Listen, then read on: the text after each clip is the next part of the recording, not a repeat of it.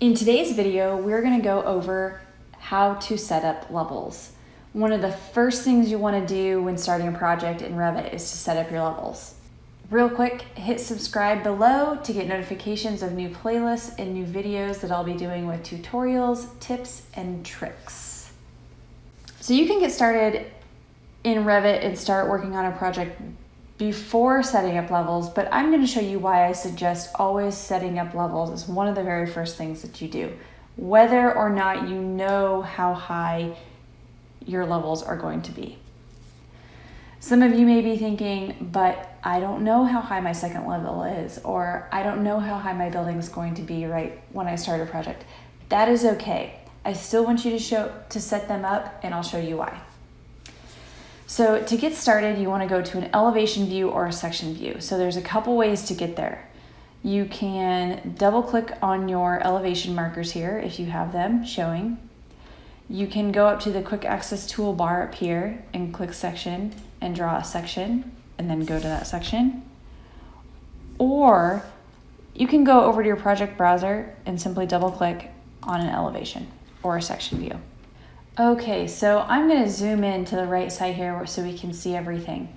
So the first thing you'll notice is some of my levels are blue, some of my level heads are blue, and some of them are black. So what that means is if they're blue, generally when something is blue in Revit, it is editable. You can change it or you can click on it. So if I were to double click on this 00 level 1 blue level head, it'll take me back to my level 1 floor plan. So I'm going to jump back to my elevation view. So second thing on the anatomy of the level is you have the level name. So I'm going to click once on the level and you notice it turns blue. So I can click a second time on the level name and I can rename it if I want. So this is asking me if I would like to rename my corresponding views.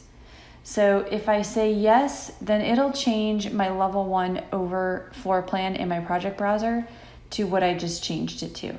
If I say no, it'll change my level, but you'll notice over here on my floor plans that it still says 00 level 1.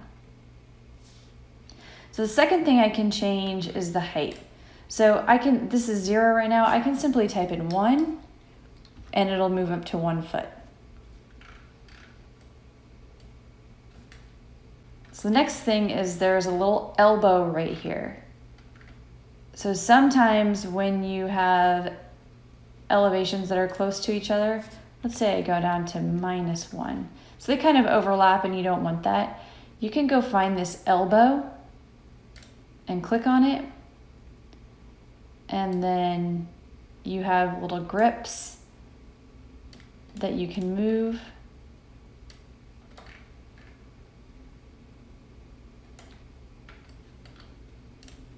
And that way you can make it so your levels aren't overlapping. Next thing you'll notice when you click on a level, you have this dashed line, this vertical dashed line that goes up and down with a lock right here. That means that these 4 levels are locked together. So if I move one, they're all going to move. So there's a little circle right here. If I hover over that and I click and hold down, and I move my levels, they all move together. If I unlock that one, then it's just gonna enable that one to move without the others. But the other 3 are still locked together.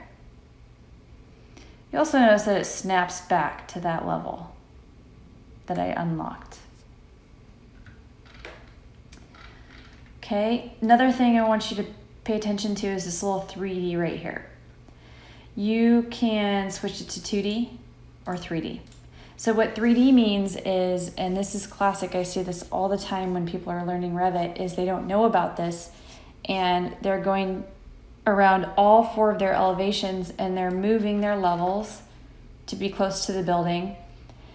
And they end up kind of revolving around each elevation view, moving those, because what 3D means is they move in every view.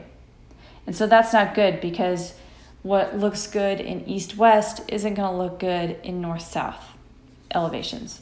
So if you're moving these, you want to be sure and uncheck 2D. I find that that works the best, is to uncheck 2D on all of them and then move them so they're view specific, the location of them. And the last thing I want to go over with the anatomy of the elevation is there's a checkbox here. So what that does is it'll enable the height and the level name to show up or not to show up on a certain side. So there are 3 ways to create a new level. The first one, if you go to the Architecture tab and over on the right under Datum, you have Level. So I'm always going to stress that you look at that options bar up here. This right here, Make Plan View, that means when you draw a new level, it's going to create another floor plan over here in your project browser. So that's kind of neat. So what I want to do is I want to start over on the left and I want it to snap. And I click once and then I'm going to draw all the way over to the right till it snaps to the other ones and click again. And there's my new level. It's called 00 Level 2. We'll call it, we're going to name it Level 3. I do want to change my name over in the project browser. So you see I have a level 3 here floor plan and a level 3 ceiling plan. And it's 29 feet. Let's say I want to make it 25 feet. So the second way is you can simply copy a level up. And I have a new level. And the last way is you can create similar, which is click on a level and type CS on your keyboard, and that activated the level command. And again, you have the options to make a plan view or not make a plan view. So I won't make a plan view in this case. You'll notice with copying the level, you don't have an option to make a plan view over in your project browser. But with going to the Architecture tab and activating the level command and also creating similar, you do have the option to make a plan view. So why would you want to make a level before you know what the height is going to be? So I have 4 walls already drawn here. If I go to a 3D view, you can see that I have 4 walls drawn. It's at 12 feet. They're up to level 2. All of them are attached over here. You can see it's a wall going from base constraint level 1 to top constraint level 2. Let's say I want level 2 to be 10 feet instead of 12 feet.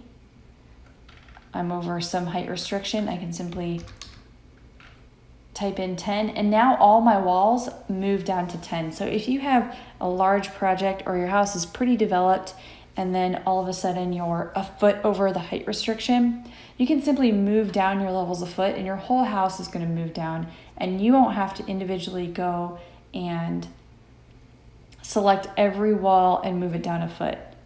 Or when you're working on massing and schematic design and you're playing with different roof heights and you have different levels set up, you can very easily change your levels to see what different designs are going to look like at different heights. So it's always a great idea to get your levels set up and start constraining your walls to levels at the very beginning. In the next video, we will go over linking JPEGs and CAD files into your project. I will see you there. Thanks for watching!